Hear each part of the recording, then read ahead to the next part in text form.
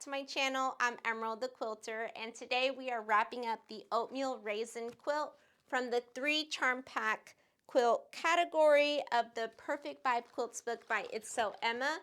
We are on almost 75% of this book is done, and that is so exciting. So this is what it's going to look like. We're going to take all of our blocks. So I hope you have yours ready with me, and we are going to make this quilt from start to finish. Let's get started. All 72 blocks are done. I've actually only just finished the last of the few blocks, maybe about a third of them, a few weeks ago, and they've just been sitting in a beautiful pile because I've had just a lot going on. Most recently, it was my son's birthday. So my son just turned 3, and oh my goodness, how time flies. He is learning so much. He's a smart little boy. He knows the words right now and what that means. And there is no me telling him, yes, later, or before we go to bed, or before we do this, or first we need to do that. He says, no, right now. He's so cute. And he also understands, like if we have errands to run, and I tell him, first, we'll pick up your library books, then we're gonna go to HEB, and before we go home, we need to put gas. He'll tell me with his fingers, library, HEB, put gas. Okay, Mommy? Okay. And so he is very helpful that way and just so adorable. For his 3rd birthday, I finished quilting this very large quilt that has just been sitting in my basket for a long time. That's got colorful circles, and I appliqued them on, and it's over 90 inches square, so it's huge, and it's got a faux fur backing onto it. I will make sure to show it at the end of this video. So I long armed that one myself. I originally had sent it out to my very sweet friend, and she's like, girl, you can long arm this yourself. I believe in you. And I was like, no, I can't. I'm having so much trouble long arming. Everything is square. And nope. So what happened was I actually gave up on the CompuQuilter system of my long arm, and I disconnected all those cables and decided I'm gonna learn to do custom quilting because like I need to get better. I was tired of feeling like a baby in the way that I was starting over again. And on my 12-inch baby lock neck that I have on that sewing machine, I was actually really good at free motion quilting. It's like, I need to get good really fast, like quick. And so I upgraded my APQS long arm with a ruler base, and it came with some, I also ordered some feet, and it came with a ruler, and I long armed this scrappy pineapple quilt that I already took to work. And so that's being enjoyed right now. And custom quilting was actually a lot of fun. It wasn't too bad, and once I finished that and I loaded that really big quilt for my son, you can tell that my swirls, because that's sort of like my go-to design, they're boxy and really big at the top, and they're smaller and they're more swirly, more curvy towards the bottom. But you know, hey, I did it all by myself, and so I'm really excited to be growing my skills on the long arm machine. That's what's taking me a long time to getting these YouTube videos out, and then also trying to figure out the lighting in this room. So because I work during the day, the best lighting in this room is actually during the day, afternoon, like literally from 12 p.m. to like 5, and now with the change in time, I'm gonna have to like readdress that. But this room is crowded and tricky with the lighting, and so I will show you some accessories that I have to help with the lighting that my dad actually gave to me that he had saved for a long time now. And so thank you, Dad, for the lighting. But here is the last block. And so they came out so pretty. And when we are laying these out, they're going to look like they're supposed to be like off center. But what is making the off center look is these units right here. You see these are touching, these are touching, these are touching. And so they look off, the blocks look off center, at least to me, because of that. In fact, I thought the pattern was designed so that they would be like this, but they're not. So this is what that is going to look like. And to make things a little bit easier, I'm going to do my best to, right now I've got all these purples out, right? And that is because I have pre-sorted these blocks by the color on the outside. So what I'm going to try my best to do is not match them, you know, vertically like this or horizontally like this. If they end up, you know, a block with purple and another block with purple like this, that's going to have to be okay.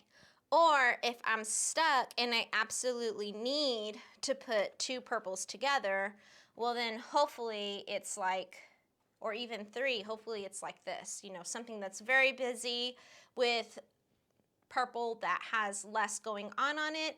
So that's going to be a design choice, well, a layout choice that I'm going to be very intentional with. So I've got these colors here, purple, yellow, as you saw, just a few grays and a few whites. And then of course this very large stack here of it's like a dark charcoal or a black. We can just call it black. And I've already got my design wall laid out on the floor. It's like this, I will show you.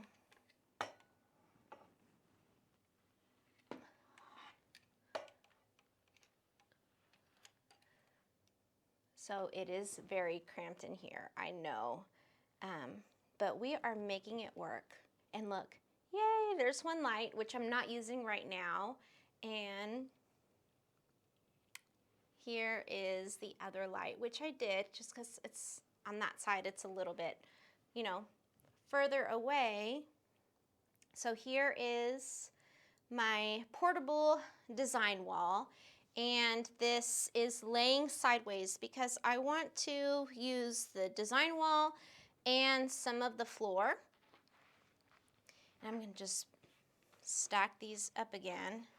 So I know to start out that I don't want any of these grays. Oh, and here's a block that I forgot. There it is. Okay. So I'm just going to put these grays on the table.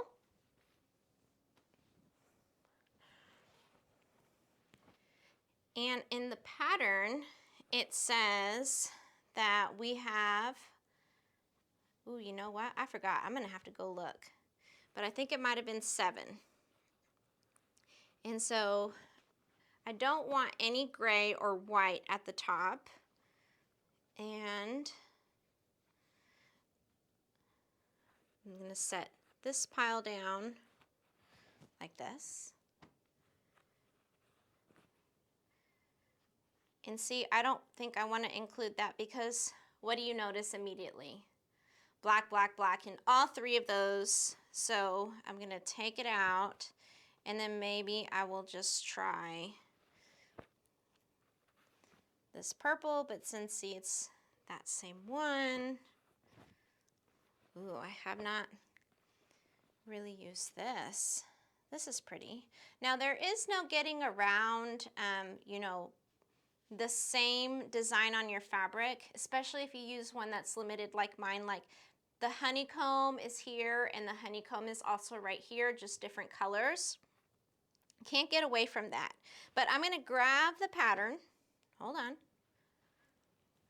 And I'm just going to make sure that I think it's 7. 1, 2, 3, 4, 5, 6, 7. Yep, it is 7. This is, and I'm just going to cover what is supposed to be the finishing size. Okay, that is what it's going to look like. And I don't think that I want to do like purple, black, yellow, because I'm not looking to necessarily have a, to repeat a pattern there. But what I am noticing that's popping out at me now is that this fabric and this fabric are the same. So now I have to go in, because I know that will bother me, and just see about like changing it. That one is exactly the same. And then those outer 3 fabrics are exactly the same. And then that one is exactly the same.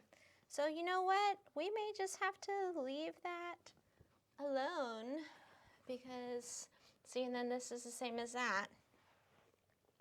If you're making this quilt or plan on making this quilt, I think now I would recommend using a fabric line, or even just scrappy fabrics with more variety to them, unless this is what you're going for. And you know, sometimes I think a certain thing as I am making the blocks, or as I'm putting rows together, or as I'm laying things out, but then once I've sewn them together, oftentimes I'm like, wow, this really turned out different than what I had expected. So we will see. So I've got, you know, the purple, black, yellow, black. Maybe now I'll put purple on it. And, you know, this one has gray, which I have not necessarily included yet, but that purple is the same as that one.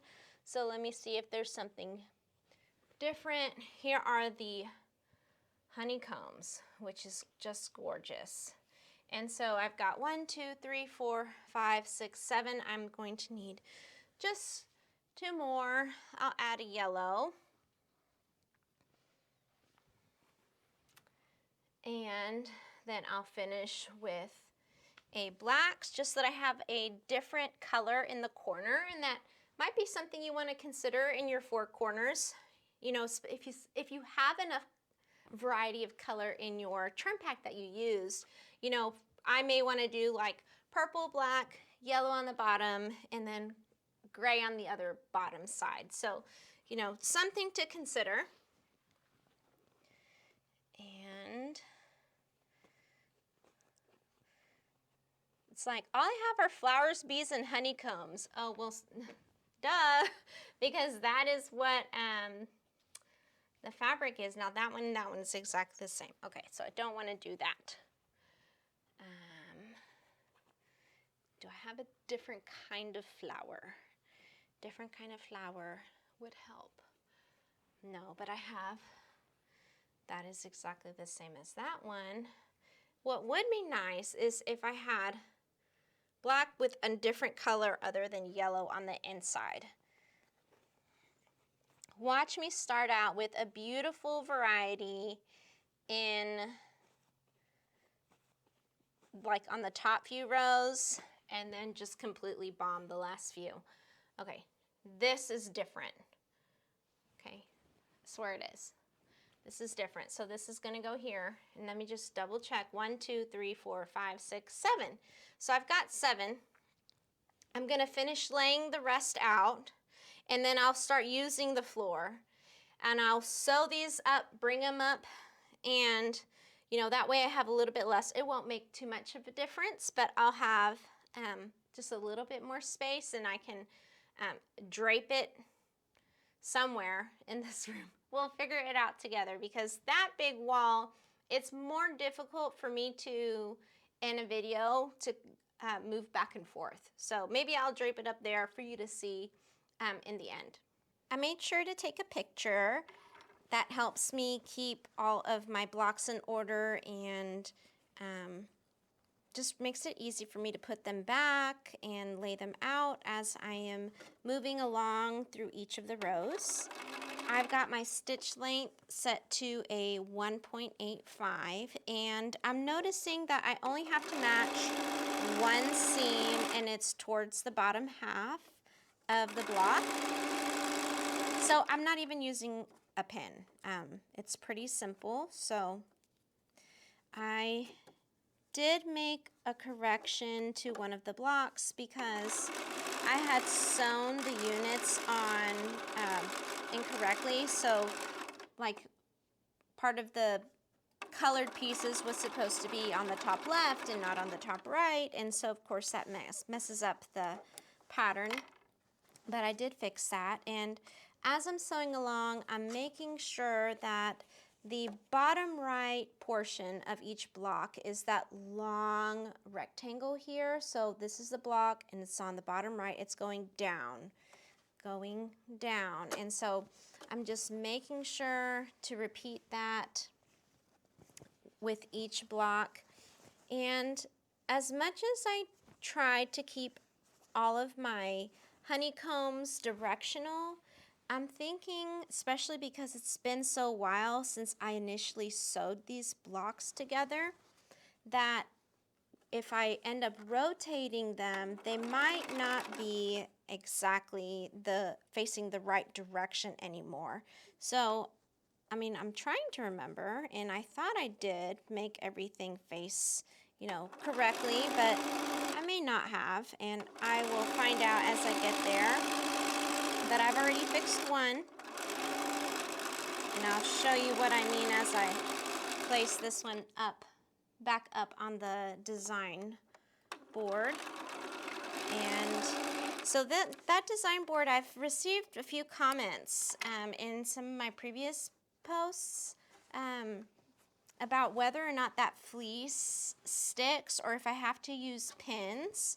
Well, I'm not using any pins right now, and the fleece is sticky. It adheres pretty well. I will say though that if I accidentally brush up against it, it's gonna fall. But that also happens with batting. The reason I also like fleece better than just batting is that batting deteriorates unless you have like a super high quality batting, but I don't know why you would want to use that on a design wall. But also having batting underneath, so in between the board itself and the fleece, that batting adds, like, I don't know if it makes it a little staticky or just makes it a little bit easier to adhere your blocks to the board. So if you've been thinking about buying flannel or fleece, flannel works too, but I use fleece. So here is the last block, and you can see where it's like folded in because this is the one that I fixed. This was down here and this was up there, and it was just all wrong.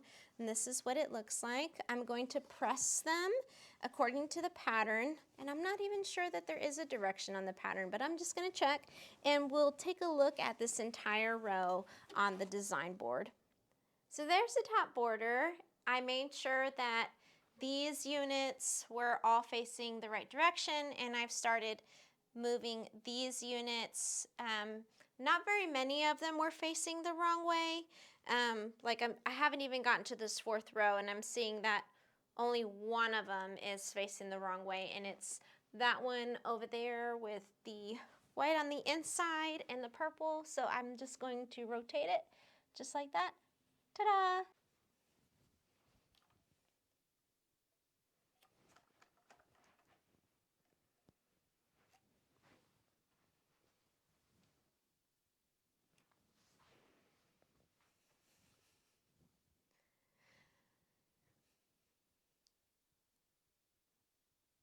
Now look at that.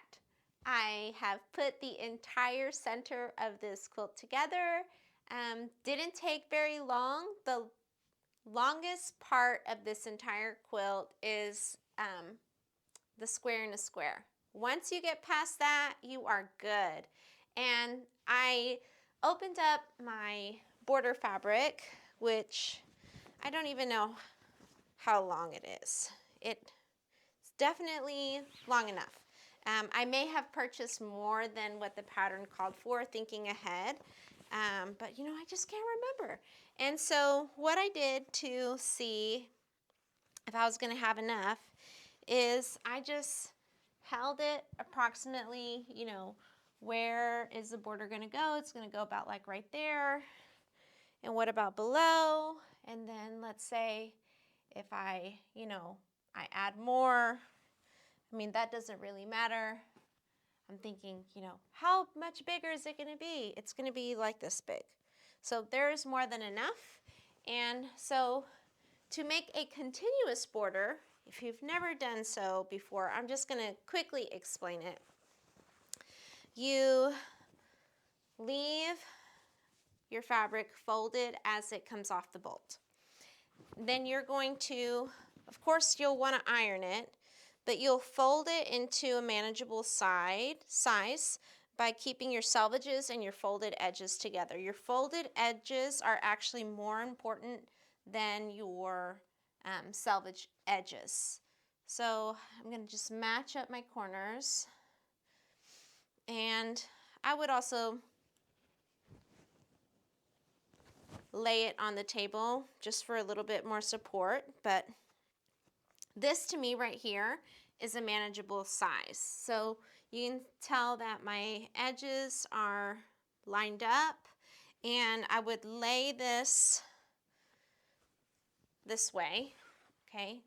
So if my body's the table, and then I would start on the side close to the selvage, and I would cut across, cutting all this selvage off.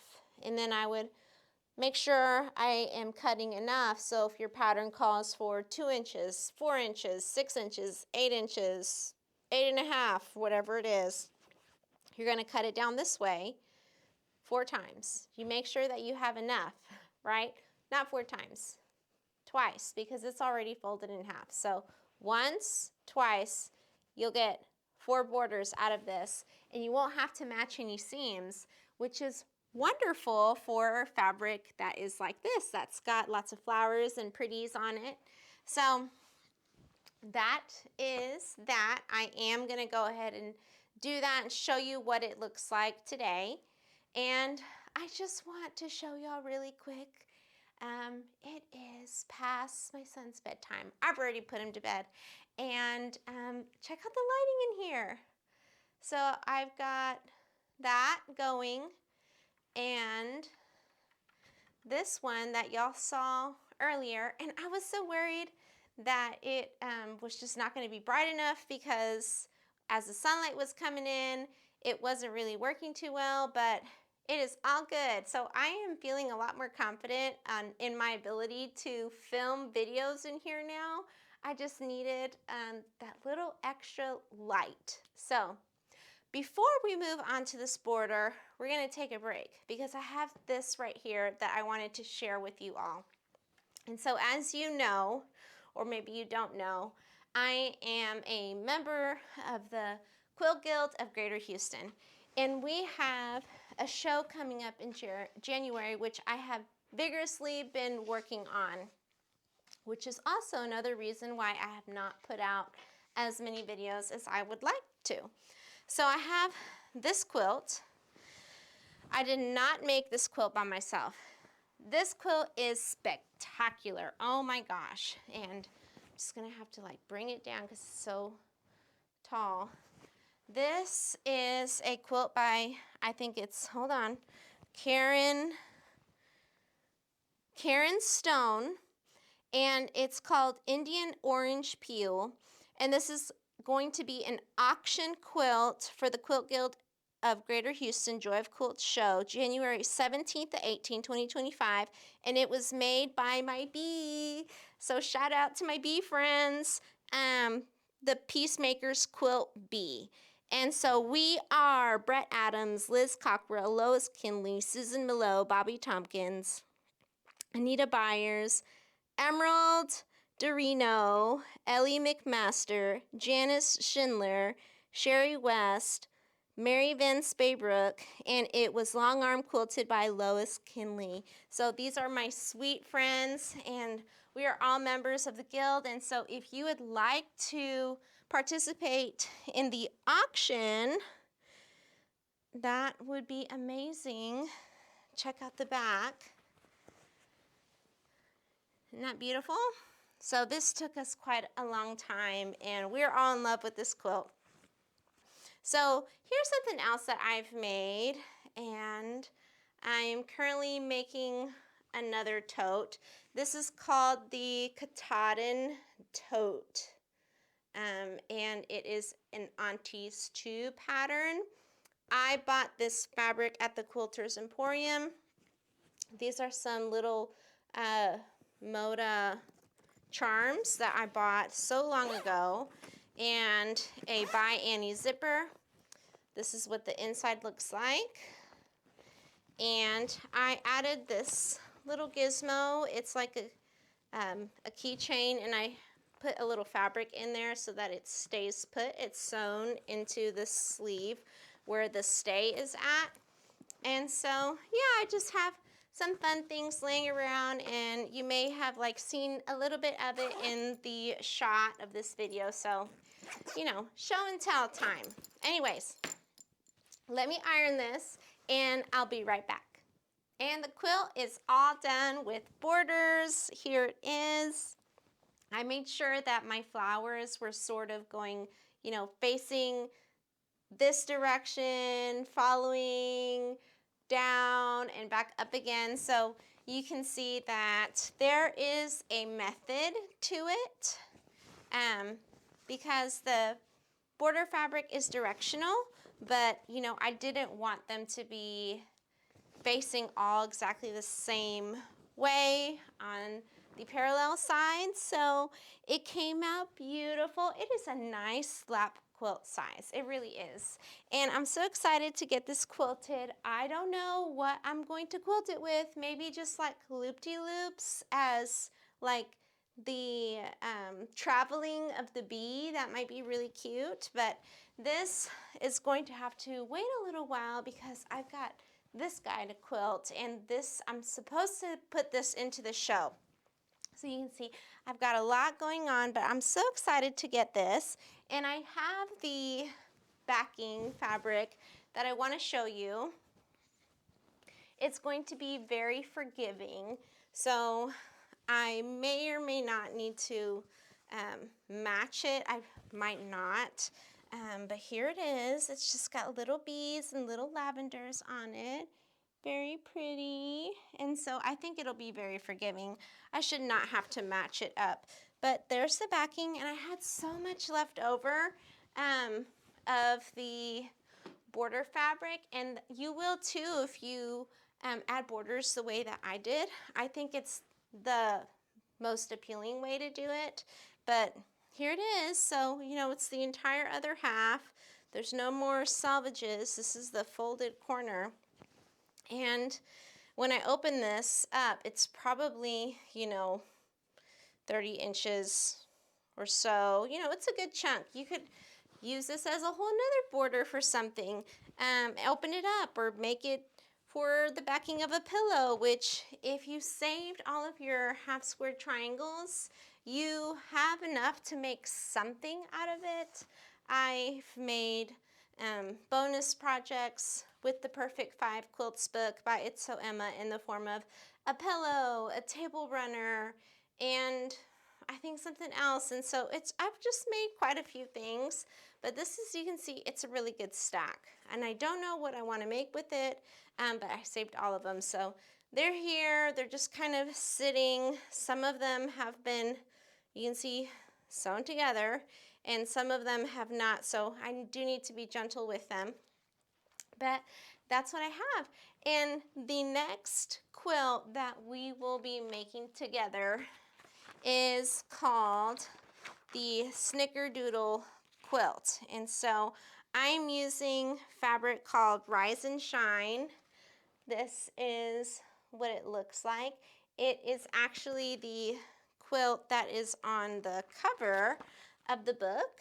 There it is. And just want to show you my border option for this, because this was actually, I think, like kind of like a panel. I'll show it to you. I'll open it up. But here it is. It's called Rise and Shine. It's a Ruby Star Society fabric lined by Melody Miller. Isn't that so pretty? I have not used these colors, these color types in a little while on the quilt. And I forget what it was called now, but it had the Florida 1 and Florida 2 by Ruby Star Society. That had some of like these turquoise aqua colors and even purples. But this one's got quite a bit of like pink and orange to it. And isn't that so cute? So look at that sun.